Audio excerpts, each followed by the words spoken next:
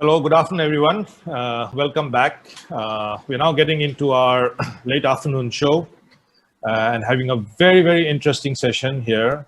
We have Mr. K. Ramakrishnan, who is heading as Managing Director of South Asia for Kantar World Media, which is one of the leading media market research company.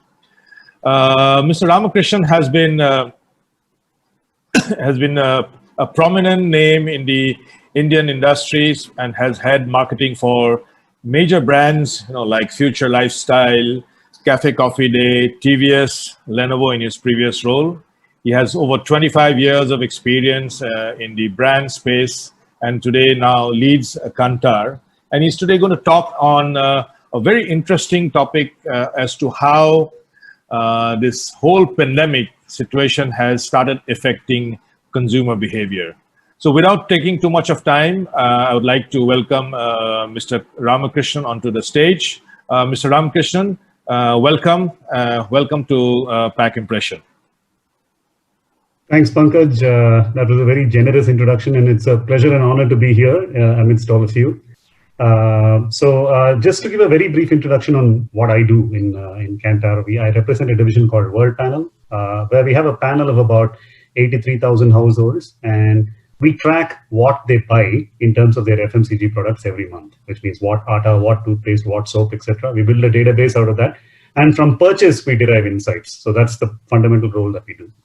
So most of my talk today is going to be based on what we have from our data. Please allow me to share my screen in a moment, please.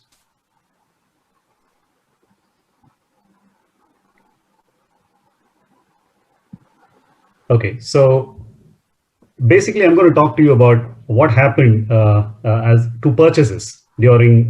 So you see a lot of P's here: purchase, pause, period, persist, and pack impressions also is a P. And in the midst of all this, we have a big P, which is the pandemic, which is why we are having this discussion.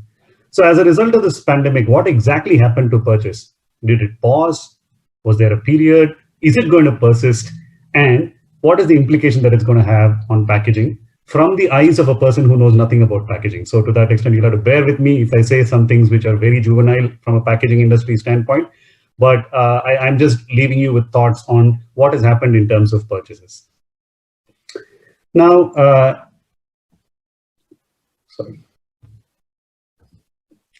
so this is, you can call it like a timeline of the COVID situation in India, starting as early as the 2nd of March, and I'm closing it in August 1st because it keeps continuing as unlocked versions and so on and so forth. Now, there are multiple points here. I'm not going to bore you to death talking about what each one was and what the exact change each one derived into this. But the point to be noted is that each one was marked by a change in behavior. Like, for example, the first one was marked by an increased demand for hygiene categories. Every time a lockdown was announced, there was a little bit of panic buying.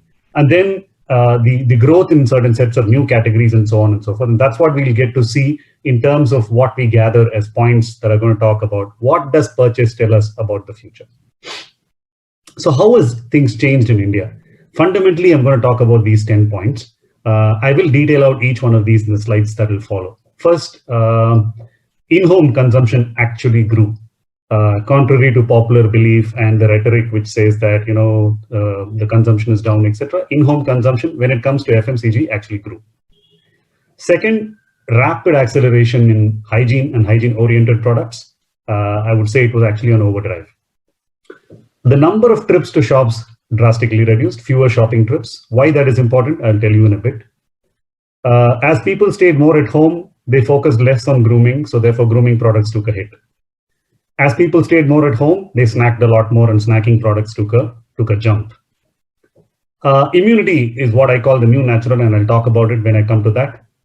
A slight ruffle in the retail landscape of the country. And this is a period when actually brands have won. And this is a period when the housewife has clearly said there is no compromise in anything that she buys or he buys. And most importantly, the factor that we tend to sometimes not pay as much attention as it deserves, rural definitely has been on a roll. Let's talk about in-home consumption. Clearly growth, right?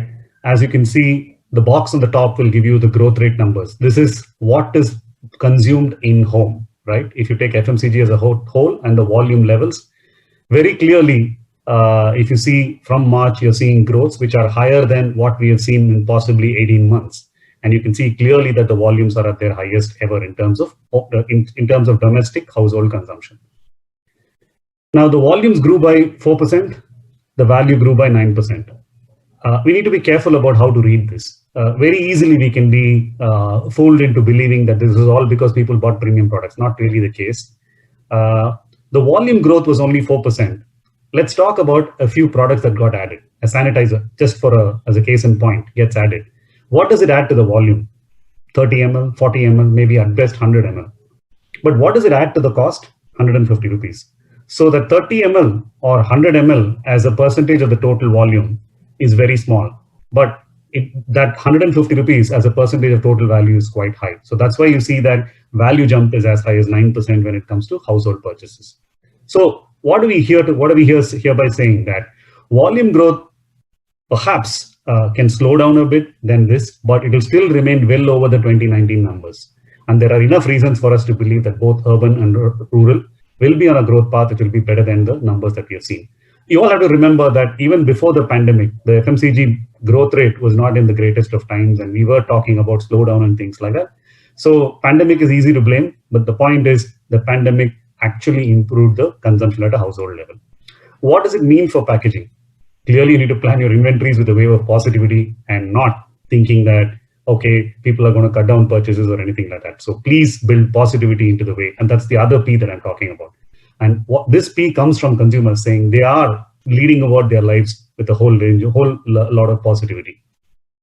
Second, I mentioned that hygiene is clearly on an overdrive. What do we mean by that? If you take all hygiene products, what I mean by hygiene products is, let's say, toilet soaps, toilet bathroom cleaners, hair wash, floor cleaners, hand sanitizers, all of these put together took a volume jump of almost 20%, right? That's a very, very, very significant jump, right? Now, if you take a value, it's a 25% growth, right? And very clearly, this was led by hand wash and hand sanitizer, along with floor cleaners, which steered the growth. Now, let's take a look at these numbers.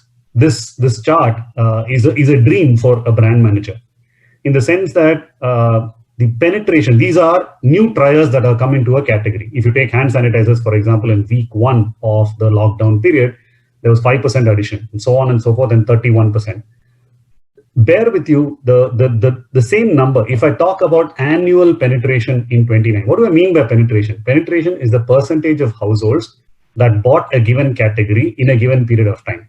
If you take the given period of time as the year 2019, the annual penetration of sanitizers was 0.5.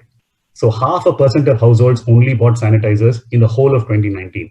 And only during the period of lockdown, 31% of households have bought it. So you can see the multiplication and jump.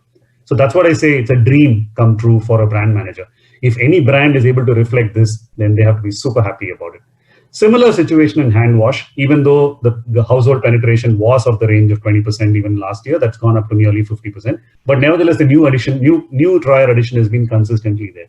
So clearly, hygiene is on a super roll. Now, this is an example of how somebody in packaging has taken care of this hygiene. This is actually a ramen noodles. Now, it's a paper packaging, but inside that, the noodles are packed in those polythene-looking covers, right? Now, 3 things are to be noted here. 1, these polythene packs are edible. Second, even if they are touched by human hand, you're going to put them right into water, right?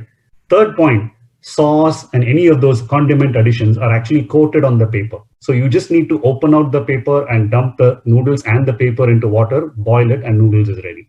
Now, this is a phenomenal packaging innovation which takes into account hygiene. What I mean by that is, if you have something for condiments, something separately for noodles, etc., you're actually talking about multiple touching surfaces.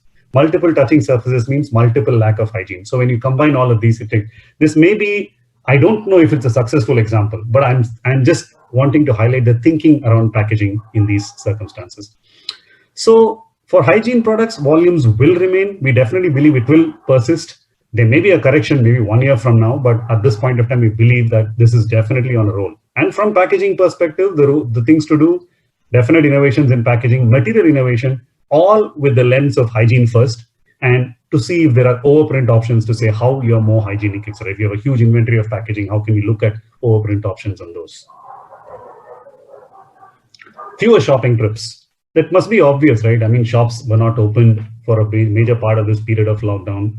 And also, even if they are open, there is a tendency, there's an inherent fear that why should we go out more often than we need to? So to that extent, the number of shopping trips have been fewer.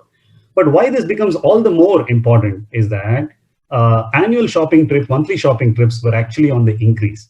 If you take the last 3 years, month after month, people were shopping more often and shopping lesser quantities on each occasion. What does that mean? On each occasion, people are going more often, so therefore the chance of interacting at the outlet with the consumer was higher. But during this period, that has taken a step back, and that's why I want to highlight it as an important point. Now, does that have, is that a trend that's going to stay? Certainly, the fear factor is not gone.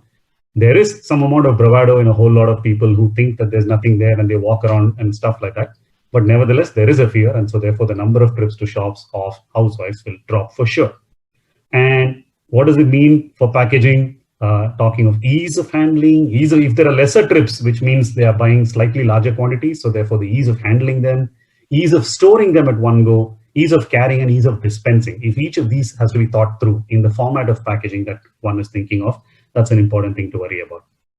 The fourth, like I said, grooming categories have certainly got hit. Very clearly, as you can see, talcum powder, hair colors, fair creams, deodorants, all of these have taken a hit. We are at home. We're not going out as often. We're not going out to attend functions and parties. And so to that extent, the grooming requirements have come down. But is that something that's going to stay? And if you look at something to note here is talcum powder, hair oils, hair colors, they are seeing a comeback as we go past June, July, and August. We are seeing some amount of comeback. Perhaps there is a prediction that this is what is called revenge consumption. People will consume grooming products with a revenge as time goes along. So that could happen. So expect grooming categories to definitely have a revival, but the return to normalcy might take a little bit of time. So therefore, packaging terms, be prepared for a revenge demand. And how to address impulse when it comes to grooming products. And also, how do you marry grooming with hygiene is something that you need to worry about from packaging. And I'm saying from a packaging lens, look at it, not just the graphic lens. Snacking. I told you this earlier. We are staying more at home. If we were in office, we would have snacked in the office. If we are outside as a trader, we would have snacked at the shop. But now we are at home, so therefore we are snacking more at home. So clearly the snacking segment volume, you can see growth everywhere. Salty snacks, 10% growth, biscuits, 7.5% growth, household, and nearly 7% growth in noodles. So therefore, definitely eating at home has definitely become a norm in a lot of ways. We expect this growth to continue, but at slightly lower levels because people may return to outside restaurants opening up, and festivals will play a little bit of a part in this. So to that extent, this will continue, but at slightly lower levels. So again, packaging implications are storage. How do we ensure storage of food and making it remain fresh and edible at all points of time? Dispensing options, do they have to open it out every time and exposed to air, or are there options which can avoid that? And of course, the hygiene of storage. All these becomes implications for the industry of packaging. Immunity is the new natural very clearly. Now, if you see the slew of launches that one has seen, in April, we had Dabur launching Tulsi Drops and Amul launching Haldi Doodh. Then we had Be Natural launching Immunity. And in fact, there's a bread brand which is called the Immunity brand, and Haldi-based milk. Now, Haldi ice creams is the latest that has been done by Amul. And Imami has talked about an immunity booster oil as well. Now, height of heights, what we saw in August was that we had Peter England shirts, which are saying the Neem and Tulsi collection, which is apparel infused with the goodness of Neem and Tulsi.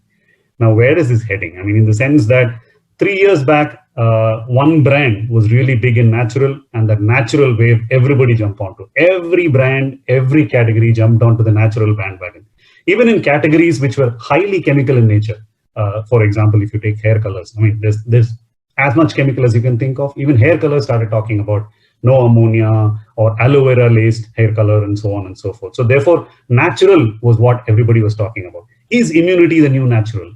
Everybody's going to talk about immunity. So when they talk about immunity, I mean, let's some more on this. I mean, if you look at adult wellness drinks, very clearly they saw a growth post-COVID, which is more than what was there even before COVID.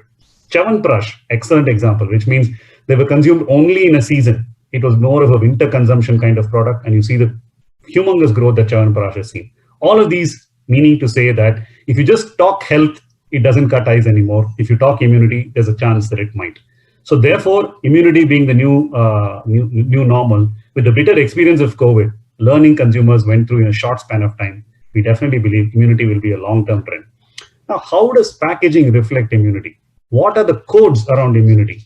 I mean, in the sense that the codes could be in the form of colors, the codes could be in the form of images, the codes could be in the form of formats of packaging itself. How does packaging industry take this desire for immunity and translate itself into every category that they are currently addressing? It seems like it's almost like saying, what is the ATM equivalent of packaging? In the sense, it's something that is completely new. How are you going to take immunity to consumers? Every brand is going to talk immunity. How is packaging going to help in that? Retail ruffle. What we mean by that is chemist as a channel saw a significant rise, which means percentage of households that bought any FMCG product from a chemist. Those are the numbers that you see here. If you see in March, as every month you can see, it is more than last year very clearly, but more importantly, you can see that it's significantly higher than the previous month as well. One would have expected that April would have been high, it will come down because unlock happens, but you can see July also is pretty high. So therefore, the drugstore as a channel is becoming extremely important from an FMCG perspective. Why am I talking so seriously about this? It's very simple. Every organization has a division which says this is the modern trade division. Every organization has an e-commerce division. And these businesses are small in the sense the contribution that they make to the overall business can be substantially smaller than a drugstore can. But no organization has a chemist division. Maybe it's time to relook at that and worry about it. And what is its implication for packaging? Also, one needs to worry about. Now, this is about e-commerce. Definitely, e-commerce saw a significant jump during this period, but the base is small. But in spite of the fact that the base is small, the jumps that we spoke about are fairly significant. 50% jump in the households that bought. It means if there are X households that bought FMCG through e-commerce in the last year, it was 1.5 times that in the current year. But importantly, the basket of goods that were bought in e-commerce were very, very different, as you can see on the chart itself. A whole lot of newer products got into this. Now, what is its implication? Is that one, preparedness for a trade change. If products have to be present more in a chemist, for example, what does it mean in terms of a packaging development? What does it mean in terms of space utilization? What does it mean in terms of odor emanation? All of those things become extremely important. So therefore, if you think that the chemist is going to become that much more important for even foods and snacks, what is the role of packaging in enabling that? Second, even consumption change. If you look at e-commerce, if a whole lot of purchase is moving towards e-commerce, it's not a whole lot. I mean, the numbers are big, but the base is small. Even then, if the change is moving towards e-commerce, what is the role that packaging plays in driving or enabling that change? Brands definitely won over unbranded during this period. Clearly, you see these numbers here. These numbers are percentage of a category that was bought in the branded form, right? Example, edible oils. 71% of edible oils bought in the last year, which is 2019, were in branded form. Whereas during this period, which is the lockdown phase, let's say March to August period, 75% of purchases were in the branded form. As you can see, every category, the branded form has been higher than the unbranded form, with the exception of floor cleaners, and I'll explain to you why it has been so. Floor cleaners has been a category which has grown by growth of penetration, which means a lot of new households have got into floor cleaners. And when they got into this category, they got in through surrogates such as phenols, surrogates such as acids and things like that. So to that extent, the branded component has been a shade lower. But every other category, particularly when something goes into the body, clearly you can see that the branded component is increasing. This is very good news for packaging, isn't it? In the sense, how do we screen branding better? How do we enhance that trust? How do we, in this time and age where there's a slight cynicism and lack of trust on account of this pandemic, how can the packaging help in addressing that trust that people have in brands? Definitely, this has been the period when clearly housewives have said that they will not make any compromise. I keep saying housewives, but it's not with a gender bias. Look at it as the person who's making the decision at home. It could be anybody, right? Now, this is a simple volume versus value scatter plot, which means that as long as the categories are in the 45-degree line, which means that the volume growth has been similar to the value growth. So you will see that most categories have actually grown in value in the same way in which they have grown in volume. So to that extent, people have neither premiumized nor have they got opted for cheaper options. There are popular theories floating around. I mean, very often we see in the paper saying people are down trading and things like that. Data doesn't seem to indicate that in any category. There are exceptions, like skin creams, to some extent, even in floor cleaners, etc. But otherwise, we are not able to see any significant difference in volume value growth. Now, if you look at are there signs of down trading in any categories? There are very few categories, like let's say detergent bars and maybe atta are some categories where some amount of down trading in terms of packaging size is being seen. But otherwise, by and large, it's not a statement that I would make for FMCG as a whole.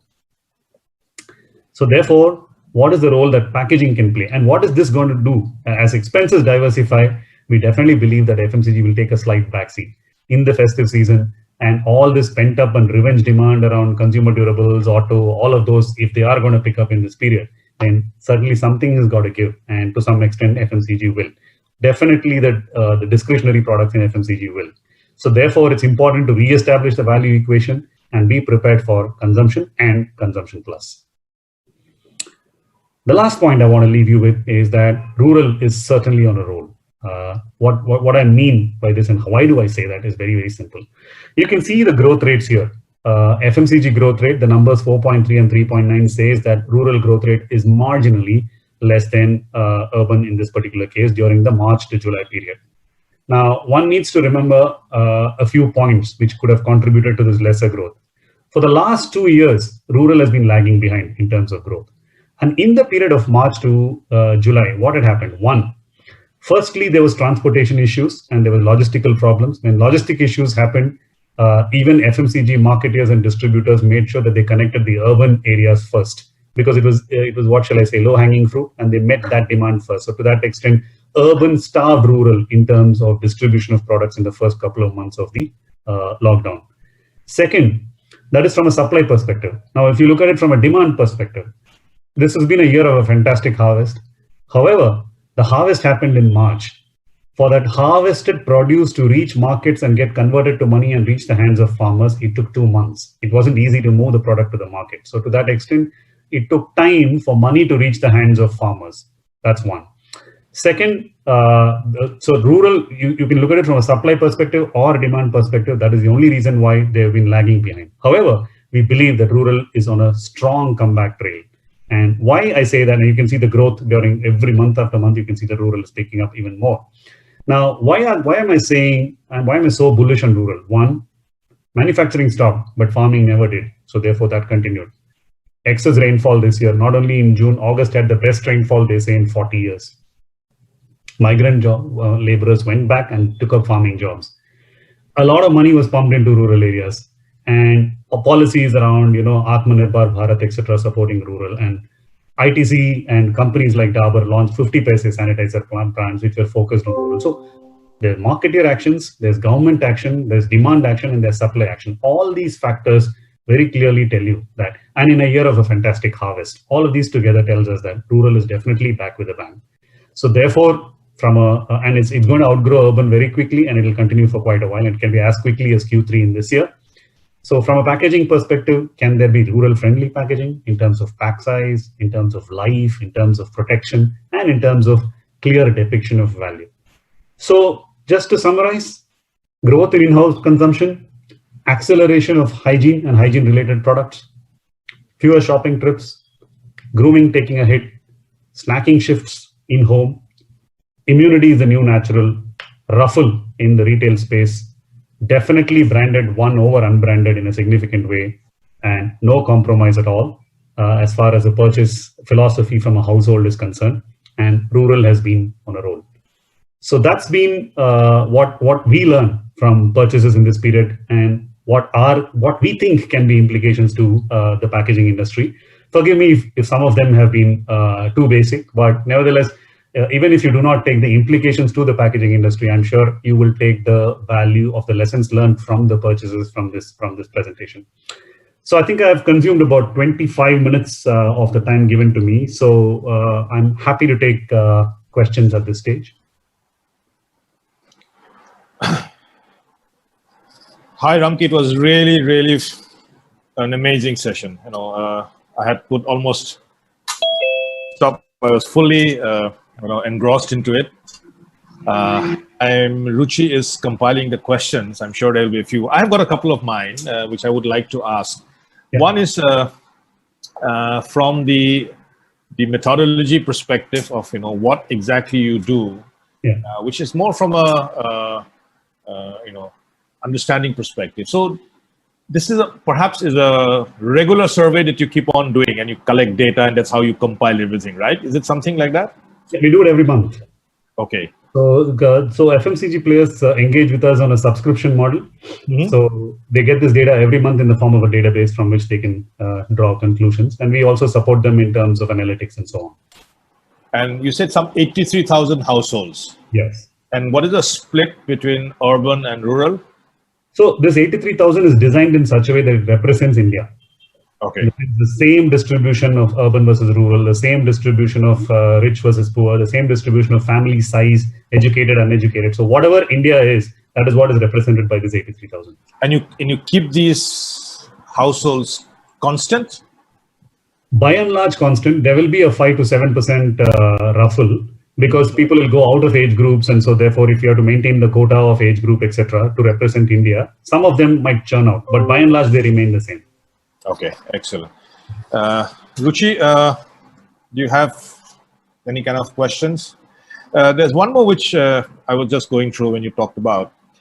When you do this survey, is it only around CPG, FMCG, or you do it for other categories also? So this 85,000 that I spoke about, those households, we track only CPG. We have another panel of about 25,000 individuals where we track the telecom behavior. Okay. Which is what handsets and what service providers. So as a consumer, apart from obviously the change in habits, which you beautifully describe in those 10 points, I was reading something about, I think, a couple of months back. It was a very interesting study, and I'm trying to recollect while I was going through your presentation. They said that if there is a change in behavior, right, and it continues for about 66 days, it becomes permanent. Okay. Right, and actually it was also a market study, some paper I was reading. Do you see something like that really happening? Something permanent taking place in the Indian consumer? Okay, so I think I know what you're talking about. It's called the theory of forming habits. Something like that, yes. If there is a change in a habit, and if the change remains for a particular time, then that becomes the habit. Yes. Is what the theory says. But there are multiple numbers floating around. There are some who say 60, there are some who say 89, and all of those. And recently somebody has said 120. So I don't know, but definitely over a period of time, habits change. And from a CPG point of view, we have seen that it takes months for the change to happen, not just 2 months, more than that. Okay, but we have now 6 months, right? Yeah. Okay, great. Let's see, there's one more question which is coming up. What are the ways one can judge the shifts in consumer behavior pattern in COVID time? How do you see it? I mean, one was the point which was the broad things, the shopping trips or the in-house consumption. Anything else that comes your way? That's one of the questions which has come in. So shopping trips changing is definitely one. Second is so because they are coming less often, the pack sizes that they bought are slightly more, right? Or the quantity that they bought are slightly more. They may have bought 2 kilos instead of 1.5 kilos, but it doesn't mean that they are buying 2 kg packs.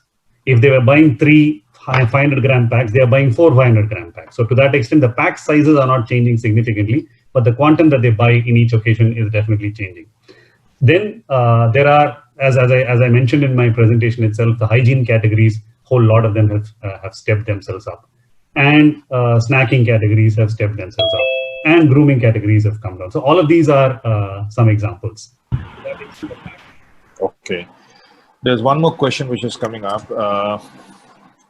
New ways of packaging and branding have opened new doors. Okay, I know in what context. What's that one thing that would never come back again after the situation goes back to normal?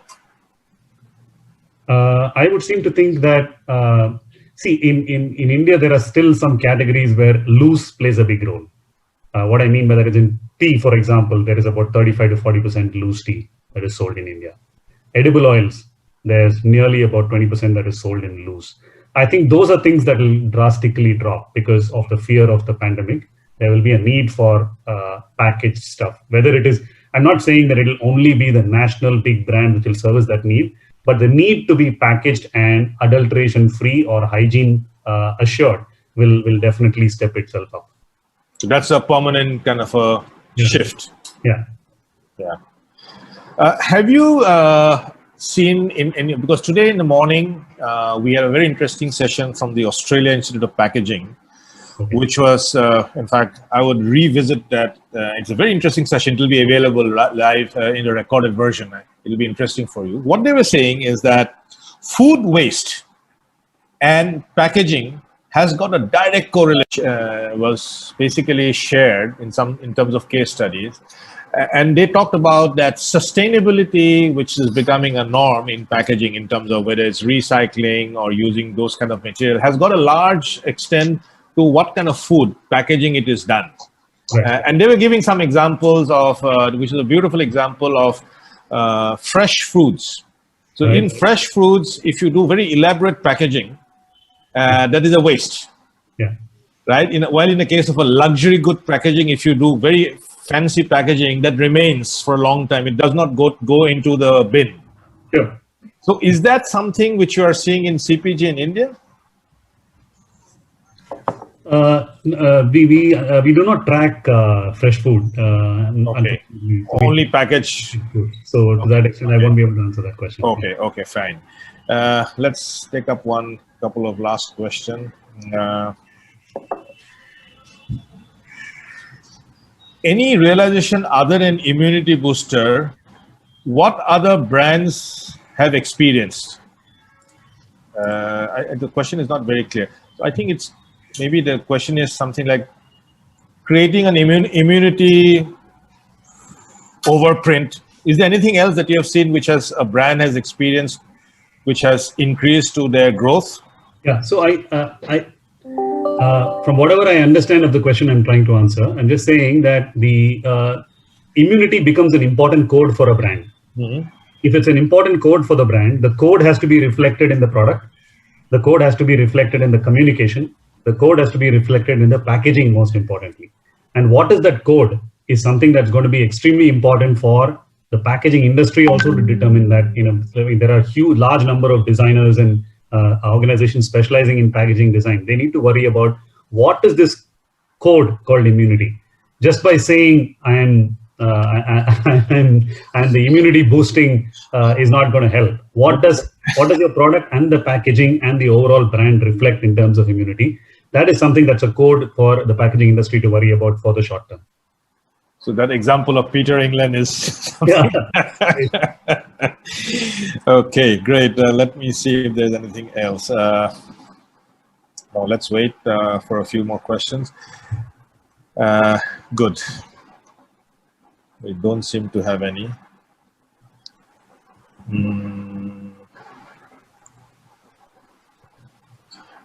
Okay, that was wonderful. I think a very engaging session. I enjoyed it, as a part of it, sharing you the questions, some of the feedbacks from the audience. Thank you. And it was wonderful to have you as a part of it. And hopefully we will see soon somewhere. I do not know, although we stay in the same city, we have not been venturing out. Yeah. But we'll definitely would love to catch you up, exchange some viewpoints, and would look forward to your, support in these kind of forums. And thank you once again. Likewise, Pankaj, thank you so much for the honor and opportunity of presenting here. And like you rightly said, I definitely look forward to meeting you at the earliest occasion. Thank you. Thank you. Have a great day ahead. Bye-bye. Bye.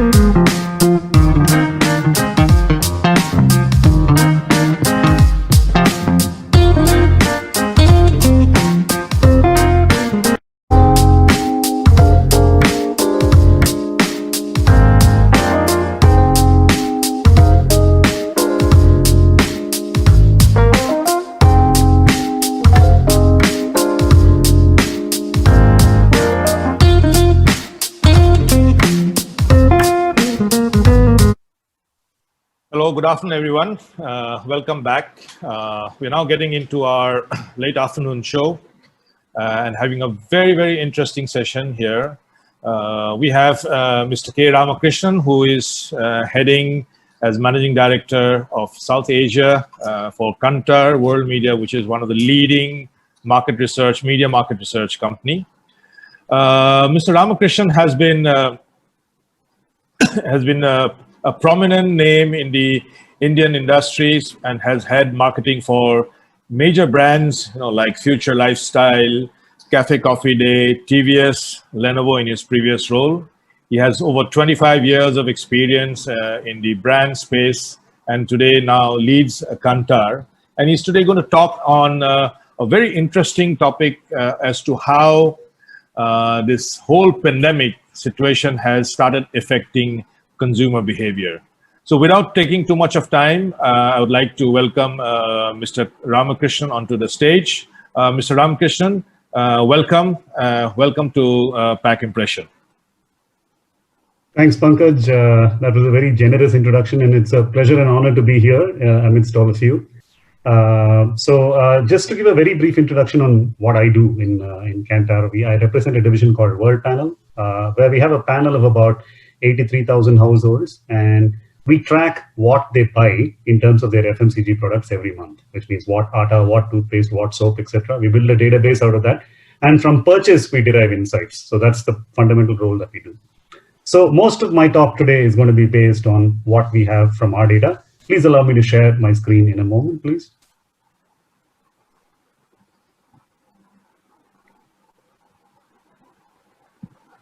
Okay, so basically, I'm going to talk to you about what happened as to purchases during.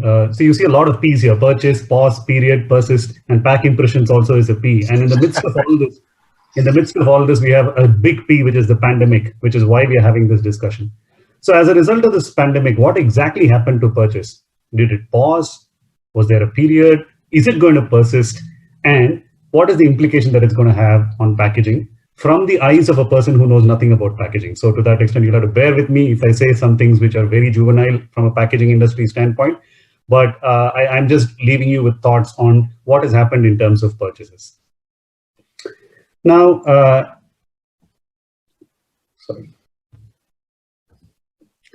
so this is, you can call it like a timeline of the COVID situation in India, starting as early as the 2nd of March, and I'm closing it in August 1st because it keeps continuing as unlocked versions and so on and so forth. Now, there are multiple points here. I'm not going to bore you to death talking about what each one was and what the exact change each one derived into this. But the point to be noted is that each one was marked by a change in behavior. Like, for example, the first one was marked by an increased demand for hygiene categories. Every time a lockdown was announced, there was a little bit of panic buying. And then the growth in certain sets of new categories and so on and so forth. And that's what we'll get to see in terms of what we gather as points that are going to talk about what does purchase tell us about the future. So how has things changed in India? Fundamentally, I'm going to talk about these 10 points. I will detail out each one of these in the slides that will follow. First, in-home consumption actually grew. Contrary to popular belief and the rhetoric which says that the consumption is down, etc., in-home consumption when it comes to FMCG actually grew. Second, rapid acceleration in hygiene and hygiene-oriented products. I would say it was actually on overdrive. The number of trips to shops drastically reduced, fewer shopping trips. Why that is important, I'll tell you in a bit. As people stayed more at home, they focused less on grooming, so therefore grooming products took a hit. As people stayed more at home, they snacked a lot more, and snacking products took a jump. Immunity is what I call the new natural, and I'll talk about it when I come to that. A slight ruffle in the retail landscape of the country. And this is a period when actually brands have won. And this is a period when the housewife has clearly said there is no compromise in anything that she buys or he buys. And most importantly, the factor that we tend to sometimes not pay as much attention as it deserves, rural definitely has been on a roll. Let's talk about in-home consumption. Clearly growth, right? As you can see, the box on the top will give you the growth rate numbers. This is what is consumed in home, right? If you take FMCG as a whole and the volume levels, very clearly, if you see from March, you're seeing growths which are higher than what we have seen in possibly 18 months. And you can see clearly that the volumes are at their highest ever in terms of domestic household consumption. Now, the volumes grew by 4%, the value grew by 9%. We need to be careful about how to read this. Very easily, we can be fooled into believing that this is all because people bought premium products. Not really the case. The volume growth was only 4%. Let's talk about a few products that got added. A sanitizer, just as a case in point, gets added. What does it add to the volume? 30 ml, 40 ml, maybe at best 100 ml. But what does it add to the cost? 150 rupees. So the 30 ml or 100 ml as a percentage of the total volume is very small. But that 150 rupees as a percentage of total value is quite high. So that's why you see that value jump is as high as 9% when it comes to household purchases. So what do we hear by saying that volume growth perhaps can slow down a bit than this, but it will still remain well over the 2019 numbers. And there are enough reasons for us to believe that both